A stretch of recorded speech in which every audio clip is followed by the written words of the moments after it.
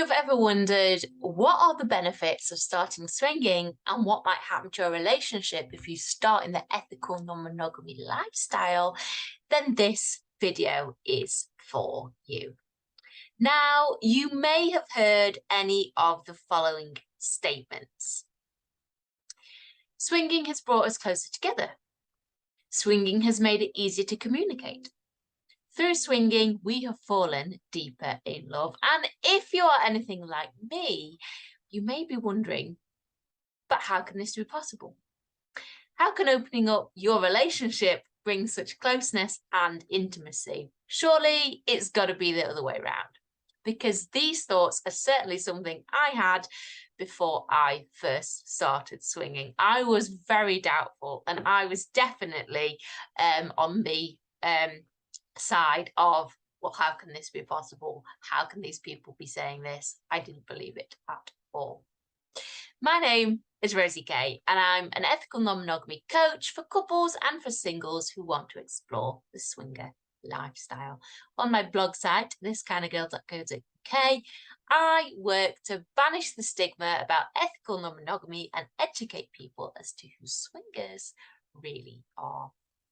Now, before I get started and I launch into this video, I just want to say that swinging doesn't suit all relationships and all people, and you only experience the good stuff if you work together to make it happen. Swinging is not a quick fix for a relationship. Swinging does not stop people from cheating, and not everybody is interested in or cut out for the lifestyle. So although these things can happen, these positive things can happen, and they do happen, they won't happen for all relationships, and swinging is not suitable for all relationships. And I just want to put that out there before I launch into this video.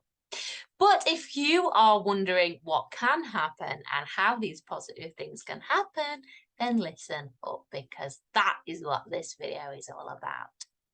Now, it's a strange realization that many couples have, but by opening up their relationship, they actually become closer.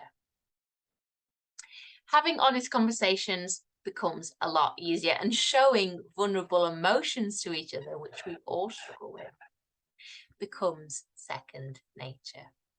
You will learn how to support one another on a deep level and on a personal level as you connect with your partner and understand what is integral to them sexually and emotionally intimately. By supporting them in this way, you are encouraging them and allowing them to flourish, and in turn your relationship becomes much stronger for it. So an example of this is if you're in a relationship with somebody who is bisexual and they perhaps have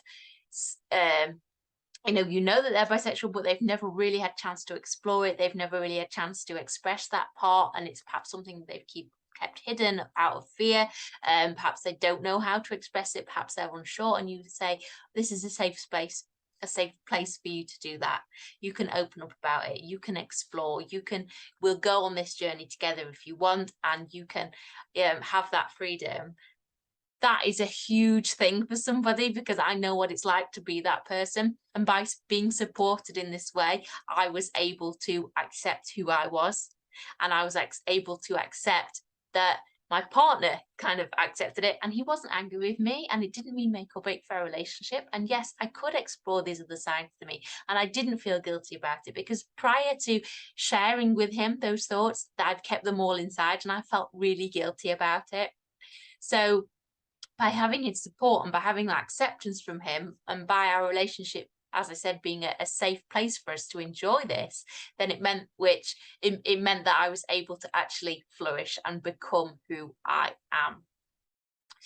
So when you're sharing your desires with your partner, which can be really daunting at first, like I said, you develop a deep trust and understanding, and being open and honest about what you'd like to experience, it takes an awful lot of courage. And having one person with who you can share these things with is truly special, because it is hard to talk about intimacy and sex and desire, and especially personal desires and personal personal things we want to happen, because very often we keep those hidden inside and we don't share them. But unless you share them, you're not really going to be able to facilitate them if they involve other people. Or not, it could be other things you want to explore and enjoy, and they're, you know, they're in there waiting to be released, I would say. So even if you aren't on the same page and you don't enjoy exactly the same things, you can still go on that journey together to facilitate these fantasies, and vice versa. Together, you will discover your kinks, your desires, your passions. Now, this is an interesting point, because a while ago, I was in an open relationship with a man who identified as bisexual. Now, we were in a relationship, he wanted to open up our relationship, and he wanted to see other people, you know, outside of our relationship that were kind of extra to me. And I realized that I didn't have to participate in order to give my consent. And I gave my consent, and I was happy for him to go and do this without being a direct participant in what was happening. You know, I wasn't looking to get involved with a gay couple. I wasn't looking to be part of that. That was not something which I wanted to do. It was something he wanted to do, and he was able to go and do that. And that was fine. And it actually brought us quite a lot closer together, because it didn't have any implications into our relationship. That was something he wanted to go and do. And again, it was all about allowing that freedom and supporting him in who he was. And he flourished in that, because that's what he wanted to go and enjoy. And I said, yeah, go and enjoy it. You know, it's fine. It's cool. Which is a strange thing for people to get their head around. But once you start doing it, you realize that actually that person becomes so much happier because of the fact that you've allowed for that to happen. I'm rambling a bit. I'll get back to the point. So it's probably going to be of no surprise that your sex life will get a bit of a revamp when you start discussing ethical monogamy. The more you learn and the more you discover, the more you develop your own ideas about what makes sex great for you. If you don't explore that, you may never find out, and where's the fun in that?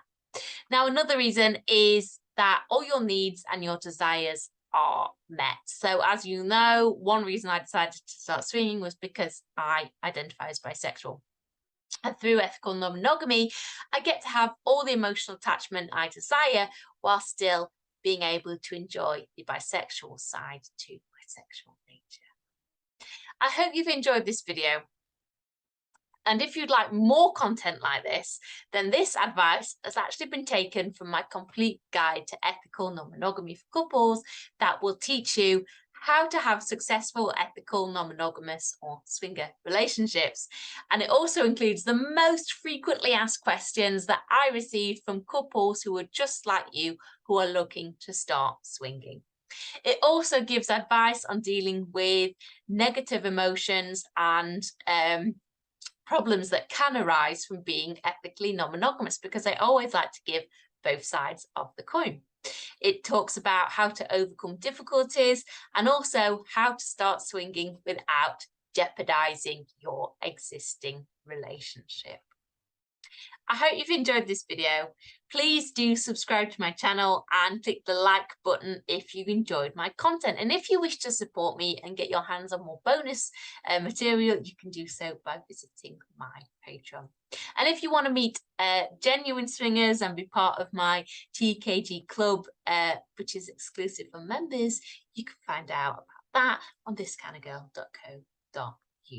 And remember this, guys and girls, an open relationship or ethically non-monogamous relationship doesn't mean one person having sex while completely disregarding their existing relationship and partner's emotions. Genuine swinging is about honest conversation and real connection based on mutual respect. I shall see you all next time.